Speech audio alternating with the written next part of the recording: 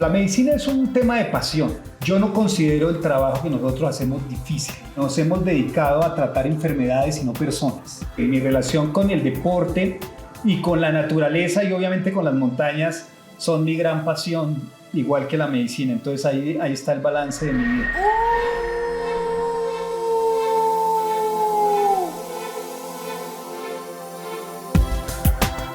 Bienvenidos al Método Lobo, un camino a la cima. Yo soy Fabián Garzón y hoy nos acompaña el doctor Carlos con una especialidad en el dolor, algo que me pareció muy interesante y pues hoy lo invitamos. Gracias por acompañarnos hoy, doctor. Gracias, Fabián, muy amable por la invitación. Con mucho gusto. Cuéntenos cómo usted llega a especializarse en esto. Pues mira, el área del dolor es un área reciente en la medicina, a pesar de que el dolor es tan viejo como la humanidad. Yo soy de especialidad de base médico rehabilitador, medicina física y rehabilitación, y desde la residencia tuve un interés por esos pacientes que sufren dolor con las limitaciones físicas o con los problemas clínicos.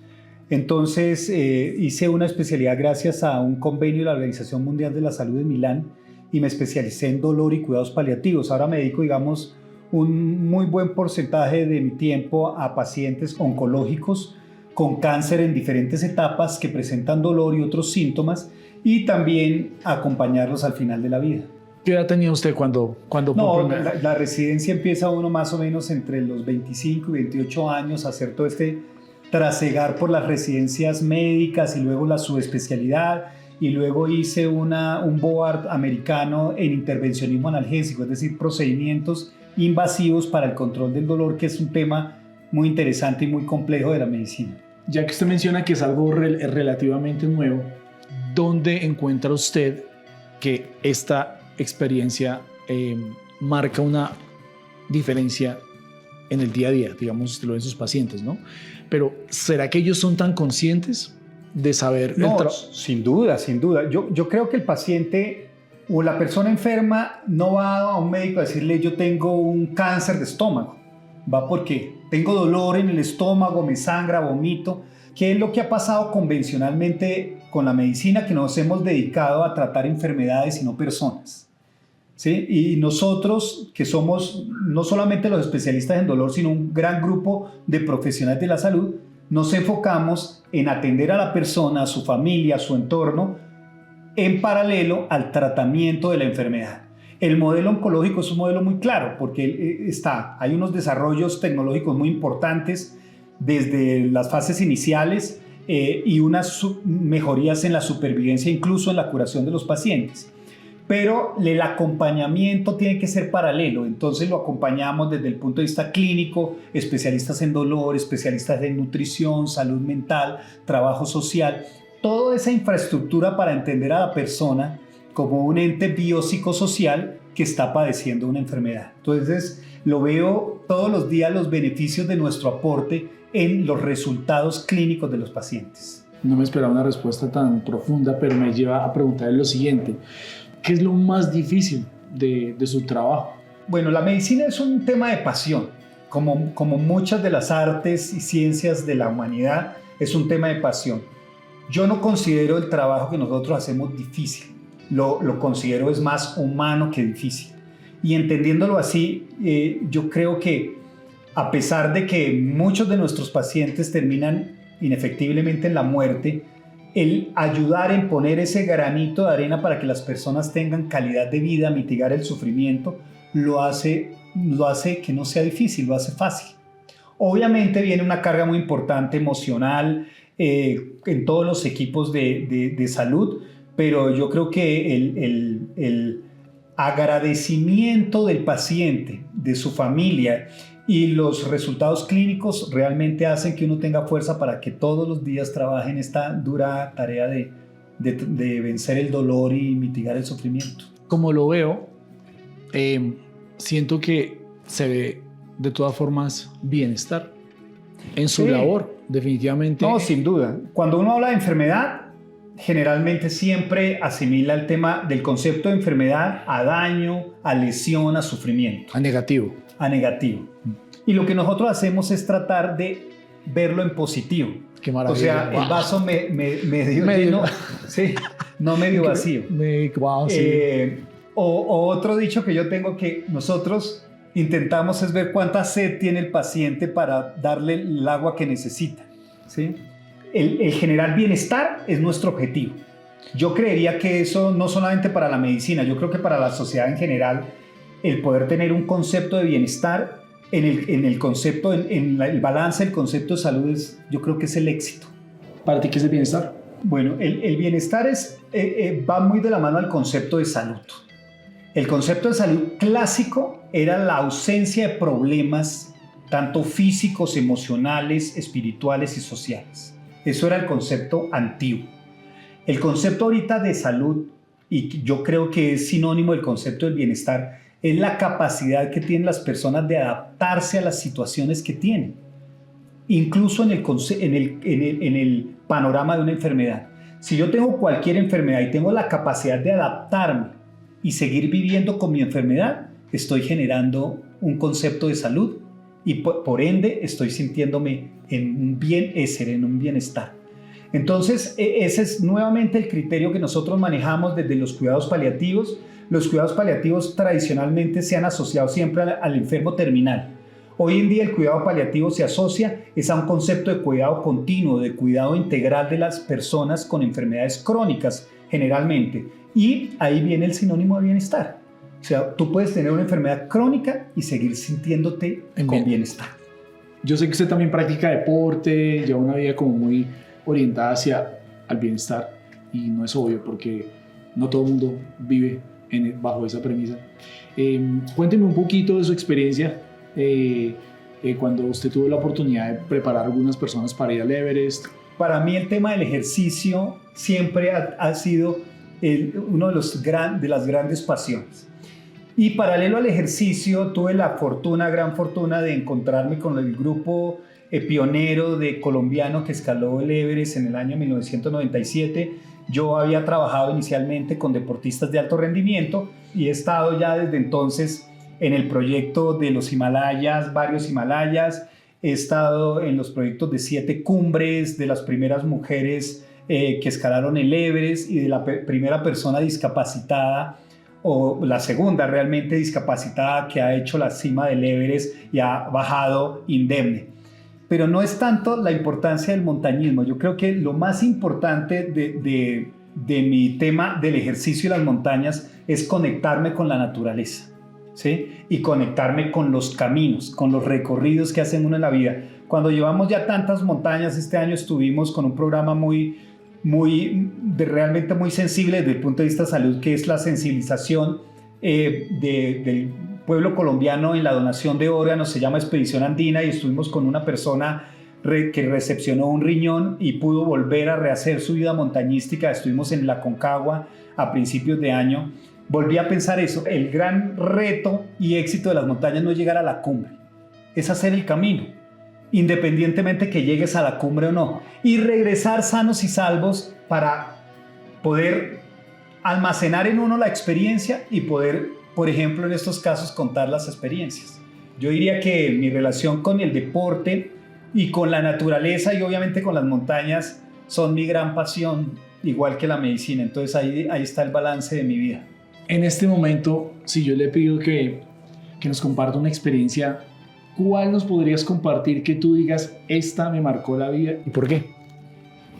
Yo creo que una de las experiencias más fuertes desde el punto de vista conceptual es el ascenso de nuestro compañero que había estado con nosotros en dos Himalayas anteriores, en 2 Everest anteriores, con sus piernas, siendo un atleta de muy altísimo rendimiento y que por múltiples condiciones no había podido llegar a la cumbre del Everest. Obviamente llegar a la cumbre del Everest no es fácil, y menos en una escalada tradicional. Hoy en día está un poquito, digamos, manipulado el tema de hacer este tipo de retos. Después él tiene un accidente muy grave, sufre múltiples fracturas en todo su cuerpo, sobre todo la pelvis, macizo facial y la pierna derecha, y la mejor solución para que él pueda volver a estar funcional es la amputación de su pierna derecha. Y él, con el grupo organizador del equipo Everest, hace un compromiso de que si él puede volver otra vez a tener un rendimiento de caminar y caminar en montaña,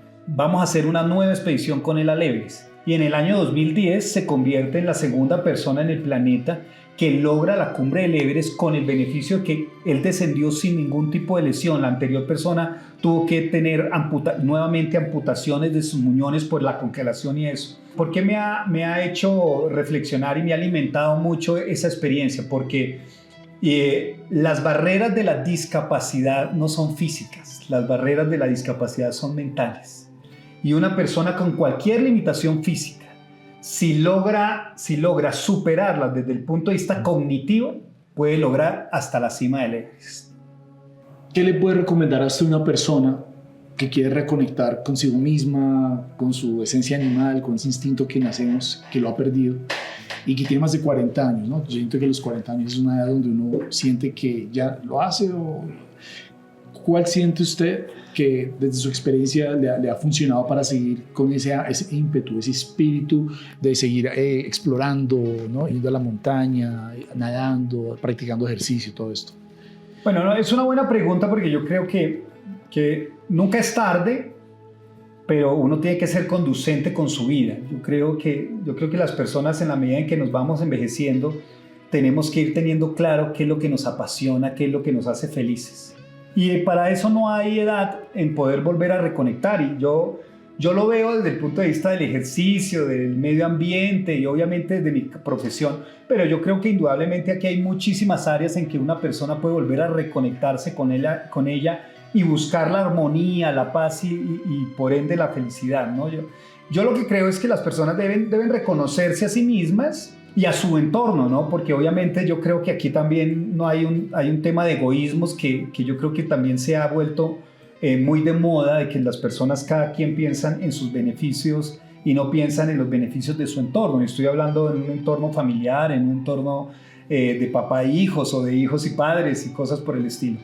En mi caso, yo creo que el tema del medio ambiente, de separarnos un poquito de la tecnología, en separarnos un poco de todo este tema político y problemática social que estamos viviendo ahorita y volver a los principios básicos, yo creo que es una gran herramienta para volver a reconectarse con la tierra, con la esencia. Pero indudablemente, pues yo no podría ser tan radical de recomendar siempre el ejercicio en este tema, porque pues obviamente aquí hay tantas diversidad de pasiones como personas en el planeta. Entonces yo diría que hay que reconocerse a uno mismo y a su esencia como una herramienta fundamental para trascender en la armonía y en la felicidad. Yo tengo una fijación y una fascinación también con la naturaleza, pero no al nivel que usted lo ha hecho, y me gustaría hacerlo. ¿Usted cree que cualquier ser humano tiene la capacidad y la habilidad de enfrentar un reto como un Himalaya, como un Everest, como una Aconcagua? Sí, sin duda, ¿no? Sin duda. O sea, no hay una montaña top en el mundo. El Everest es el más grande, ¿sí? La más alta montaña, pero el K2 es la montaña más difícil del mundo. Acá tenemos montañas en Latinoamérica que pudieran ser, el Aconcagua es casi un 7000, pero el Chimborazo es de la distancia entre el centro de la Tierra a la cima, podría ser la montaña más alta del planeta si estamos en ese contexto. Pero indudablemente, vuelvo y te digo, cuando uno llega a una montaña y cuando llega a la cumbre de la montaña, generalmente siempre hay una cumbre que uno quisiera volver a hacer. Entonces aquí en el sentido del montañismo, yo no creo que haya una montaña mejor que la otra. Por ejemplo, para mí una montaña preciosa fue el Kilimanjaro en África, en Tanzania. Es de las montañas más encantadoras y de las expediciones más lindas que hemos hecho por todo un contexto ecológico y la armonía con el ambiente. El solo hecho de disfrutar la naturaleza, de hacer trekking y de lograr cualquier cumbre disfrutando el camino, lo convierte a uno en un montañista.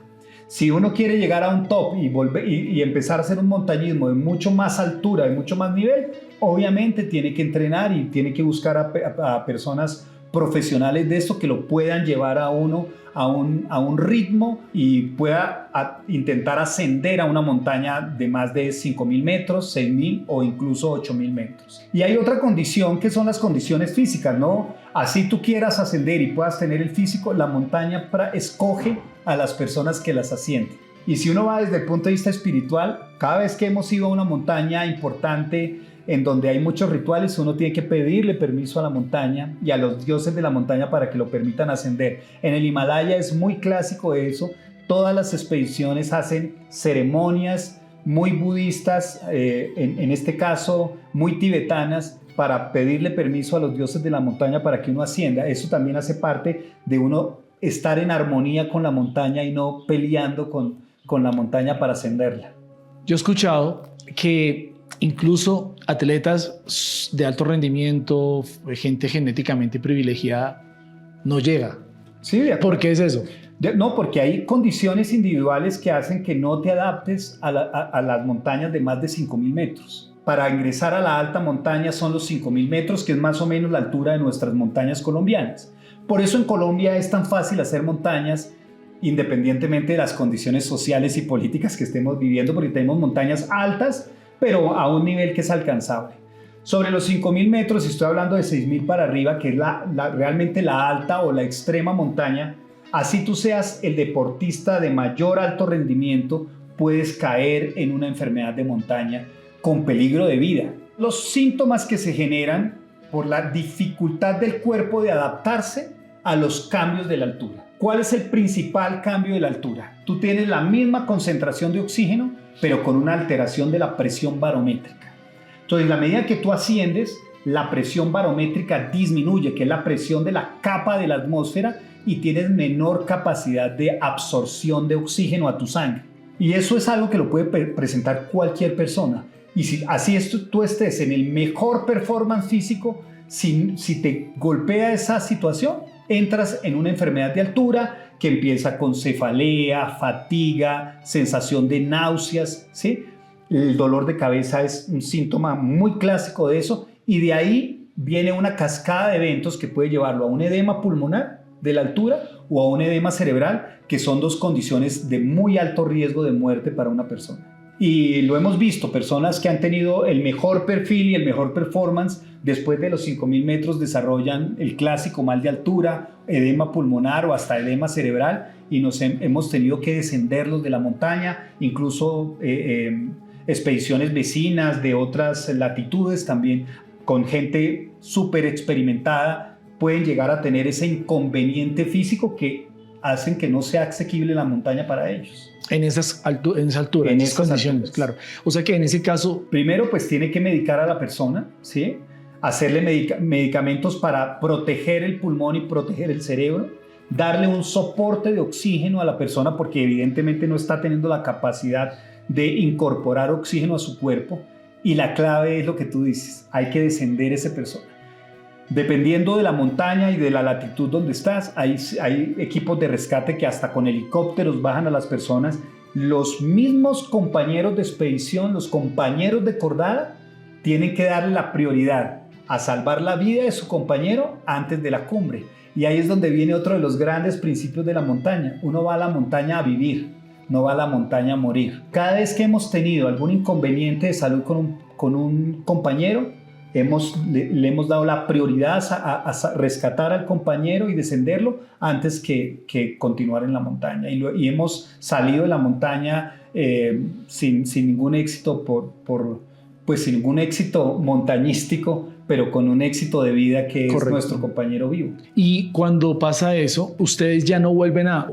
Sí, eventualmente, tú preparas 2 meses para que esos 2 o 3 días estés en el punto justo para lograr la cumbre y descender. Si lo logras, maravilloso. Si no lo logras, perdiste toda la temporada y hay que volver a organizar otra expedición. En montañas más pequeñas o de menos altura, pues generalmente uno se puede replegar, recuperarse, reconstruir la cordada y volver a intentar la cumbre. Digamos que eso es parte de la logística de la escalada, tanto escalada en roca como escalada en montaña. Sí, se puede volver a intentar varias veces lograr una cima. ¿Cuál es el error más común que puede enfrentar una persona cuando va a subir una montaña? Yo creo que hay muchos errores. Uy, más común, pero cuéntame los hay más comunes. Errores, sí. Pero yo creo que el sinónimo es minimizar los riesgos que uno corre subiendo una montaña, ¿sí? o sea, tener un exceso de confianza. Por eso la montaña realmente es una educadora de que tú tienes que ser riguroso, tienes que ser disciplinado, tienes que tener un plan, tienes que seguir un camino, tienes que confiar en tu compañero, ¿sí? O en tu cordada, tienes que tener un adecuado trabajo en equipo. Aquí viene un tema muy interesante que es el tema del liderazgo, ¿cierto? El hecho de que un equipo trabaje armoniosamente quiere decir que hay líderes situacionales que van tomando decisiones de manera conjunta. Tiene que tener principios. Los montañistas son deportistas de principios, ¿sí? Entonces, el principal error es creer que uno puede ir sin equipos adecuados, sin entrenamiento, sin disciplina, sin plan, sin estrategia a cualquier reto.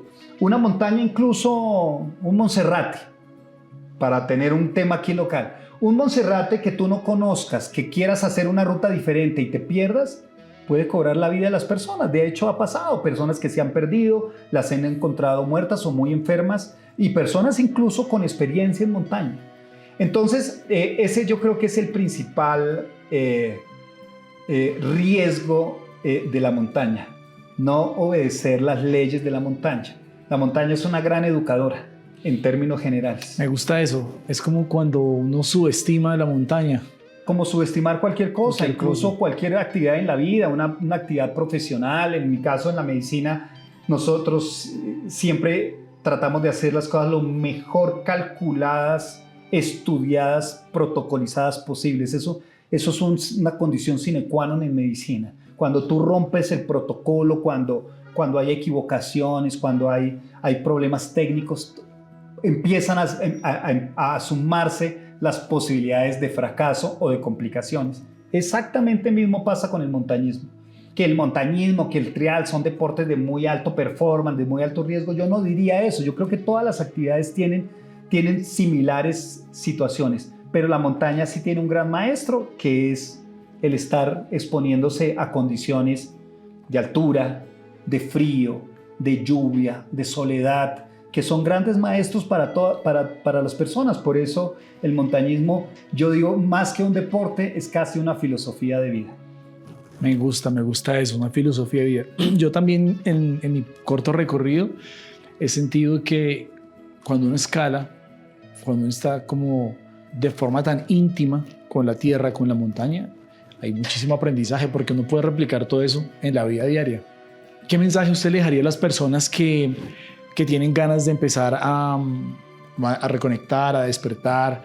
Digamos, uno no puede hacer un Everest todavía, pero digamos, ¿cuál sería su experiencia? ¿Por qué? Porque la gente está cansada de estar cansada, pero no sabe por dónde empezar. Tú ya tienes muchos kilómetros, una experiencia importante. ¿Qué le recomiendas a una persona que quiera, verdad, darse esa oportunidad y decir, bueno, pues lo quiero hacer? Yo creo que nosotros estamos en un país maravilloso, con una gran capacidad de experiencias a nivel de la naturaleza, a nivel del trekking, de la escalada en roca, de la escalada libre, pues en roca, o de la escalada en montaña.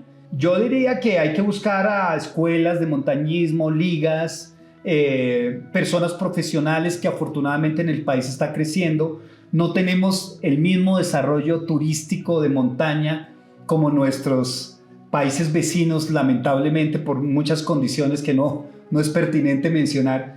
Pero ya hay muchos grupos que empiezan a tener escuelas de montañismo, hacen guianzas, y tomarlo realmente no como un hobby, sino como realmente una pasión, y meterle toda la buena energía, porque sin duda va a ser una gran retroalimentación para la vida de cualquier persona. Entonces, aquí tenemos montañas muy lindas, tenemos la Sierra Nevada del Cocuy, el Parque Nacional de los Nevados, la Sierra Nevada de Santa Marta, que pues está vedada, está cerrada, pero eventualmente hay grupos que logran ya con montañistas de un mejor nivel llevar a grupos allí. Pero entre estos dos centros de montaña se pueden hacer experiencias muy lindas. Y pues cercano tenemos Ecuador y Perú, que son dos países con montañas maravillosas y con una excelentísima infraestructura para hacer montaña. Doctor Carlos, muchas gracias por acompañarnos hoy. definitivamente muy productiva esta charla, nos quedan muchos aprendizajes. Gracias a todos los que nos están acompañando, síganos aquí en el Método Lobo, un camino a la cima. Hablando de cimas, haremos uno de verdad que sí sabe de cimas, entonces no se pierdan el episodio, síganos y bueno, dejen cualquier comentario, cualquier inquietud que tengan. Nos vemos, chao.